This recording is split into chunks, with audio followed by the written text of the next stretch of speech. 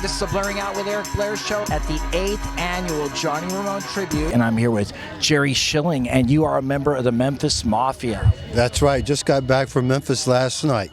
Now, were you there for the candlelight vigil? You know, I was. I did. Sirius Satellite Radio is right there at Graceland, and I did the hour before the an hour interview before the candlelight service.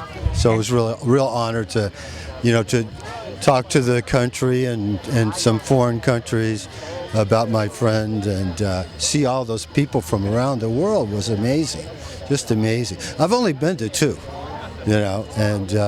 but it was just a beautiful night. 75,000 people, from all over the world. I mean, Brazil, Japan, Spain, it was amazing. And of course England and Germany and all that. Does it amaze you after all these years to see the joy that Elvis still brings people?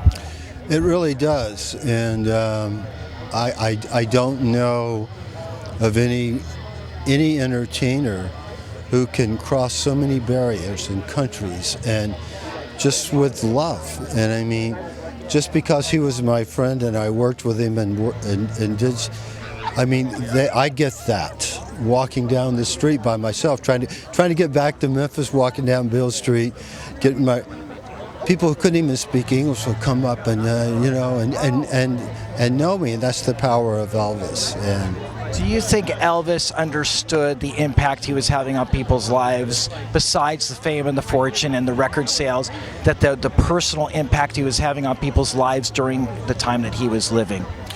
No, not to the extent.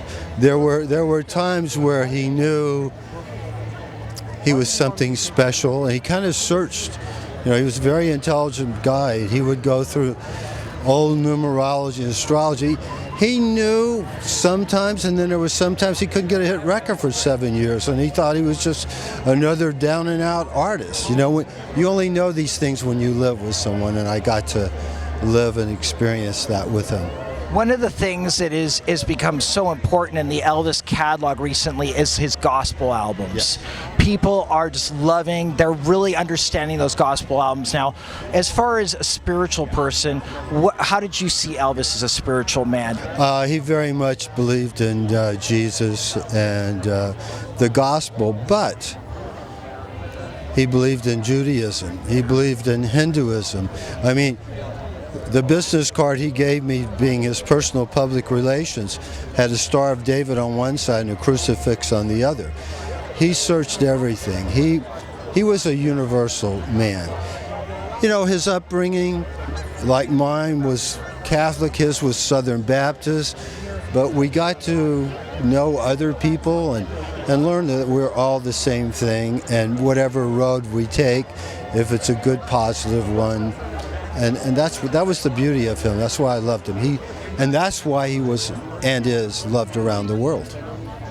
Also, another thing that people always say about Elvis is how generous he was. Yes. Painfully generous. I'm living in a home out here that he bought me in 1974. I call it Graceland West. So wow, that is amazing. I've been there 38 years. Yeah. And how did you see him bless other people's lives?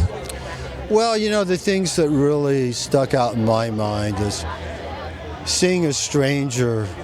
One night, he was buying some of us guys new Cadillacs, right? And there was a little African-American couple, man and woman, a little child looking in the window. And it reminded him when he and his mother and dad, back in the old days, they were showings, curtain, and then they would show the new car. You would go look at them, but we knew we could never afford them. So as we were leaving, he went back and said, "Which one are you looking at?" And bought it for them. Never knew them, whatever, and just said, "You guys remind me of me when I was a kid and my parents." No press, no whatever. I could tell you many stories, Now tonight, we're here at the Ramones, the Johnny Ramone tribute, and Lisa Marie and Priscilla are going to be making an appearance here, as they did at the Candlelight Vigil this year. Yes.